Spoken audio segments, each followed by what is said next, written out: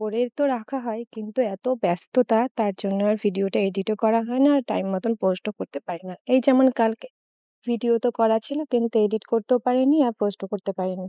কি করব সময়ই পাই না। আর যখন এডিট করব তখন আমার মেয়ে বিরক্ত করে। এই করে আর ভিডিওগুলো আমার পোস্ট করাই হয় না। তো চলো আজকে আবার সকাল চলে এলাম তোমাদের সাথে গল্প করতে। সকাল কাজকর্ম করতে শুরু করে দিয়েছি। আর এখন আমি মেয়ের জন্য জামাকাপড় বের করছি। ওকে স্নান করিয়ে যেগুলো পরাবো সেগুলো রেডি করে রাখছি। আর আমার মেয়ে এদিকে আমার সাথে জেদ করছে, "আমার সাথে একটু খেলো, আমার সাথে একটু খেলো।" আসলে ও তো খেলার সাথী পায় না এখানে।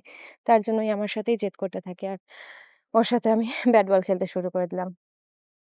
খেলে তারপরে ওকে স্নান করিয়ে চলে গেলাম এবার আমি আ আমার কাজে। তারপর দেখো এখানে আমার বড় পিসি শাশুড়ি এসেছিল। আর আমার মেয়ের জন্য কত কি খেলনা নিয়ে এসেছে, খাবার নিয়ে এসেছে। ওগুলো দিয়ে ওকে দিচ্ছিল আর ও এগুলো নিয়ে বসেছিল আর আনন্দে লাফাচ্ছিল। তারপরে এদিকে আমি পুজোটা সেরে নিয়েছি আর আমার শাশুড়ি মাও রান্না বসিয়ে দিয়েছিল। আর জানো তো সকাল থেকে এত ব্যস্ততার মাঝে কিছু খাওয়া হয়নি আর এত পরিমাণে খিদে পেয়ে গেছিল যে আমি আর এক ফোঁটা ওয়েট করতে পারছিলাম যে রান্না কখন হবে আর কখন আমি খাবো। এদিকে আমার শাশুড়ি মা মাছ চচ্চড়ি বসিয়েছিল সেটাও হয়নি। খালি ডাল হয়েছিল আর মাছ ভাজা। তো সেটা নিয়ে আমি বসে পড়লাম। তো চলো টাটা।